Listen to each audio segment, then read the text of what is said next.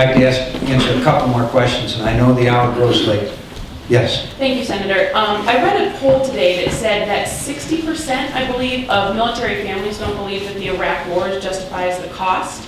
How do you expect to justify the sort of tough talk that you give about Iran, especially in light of the NIE findings that they've suspended their nuclear weapons program?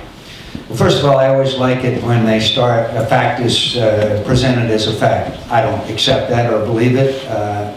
In all due respect, ma'am, I know the military. I hear from them by the thousands. I know them. I just came back from spending Thanksgiving with them in Iraq. So I categorically reject that assertion, and I will not accept it.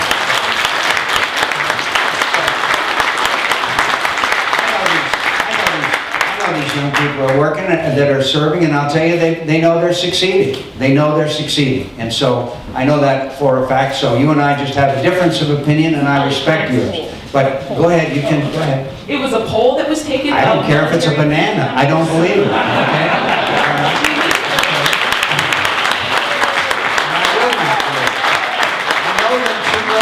I know them too well, ma'am. I have spent too many years in the military and associated with the military, so we just have a disagreement with the poll, okay? So, as far as Iran is concerned, I'm glad that the news may be that Iran has stopped the weaponization part of their nuclear efforts to acquire nuclear weapons. They have not stopped their enrichment part. But let's suppose that there has been some change, and I want to look under the hood and see what intelligence there was that caused this change in the NIE. But the following are facts as I know them. The Iranians are still committed to the extinction of the State of Israel, and that's their government policy. The Iranians are still exporting the most lethal explosive devices across the Iraqi border and into Iraq and killing brave young Americans. And Iran is still supporting terrorist organizations such as Hezbollah and Hamas. So if they want to communicate with us and we want to communicate with them, fine. We all have BlackBerries, it's fine.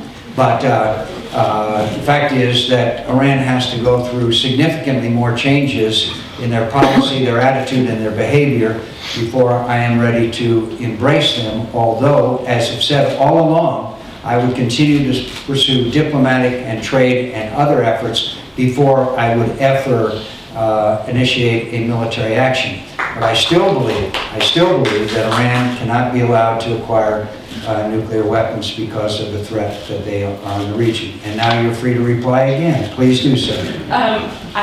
As a member of a former serving military member, served overseas as a captain in the Navy, to say that, you know, these people don't believe that is just sort of hard to take. I mean, the costs have been enormous, not only for everybody in this room, but especially for the family members of people that have served overseas. Mm-hmm. And I think I'm familiar with that. Absolutely. And so to say that, you know, that they just don't, especially when polls tell us that they don't believe that the wars justify the costs.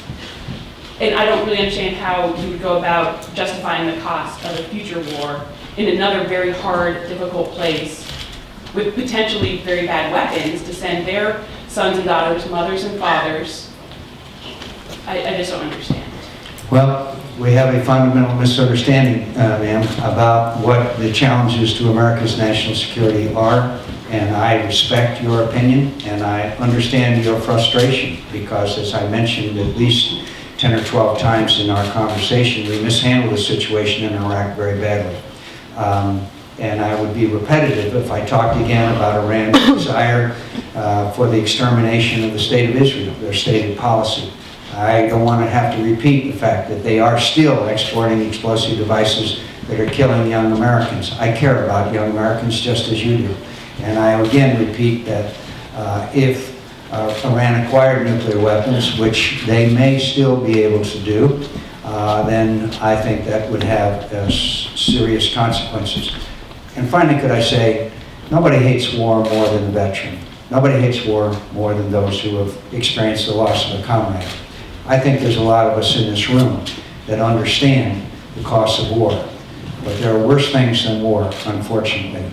And we found that out in the rise of Hitler, and we found out in other times in history that there are times when tragically it is a necessary action to take.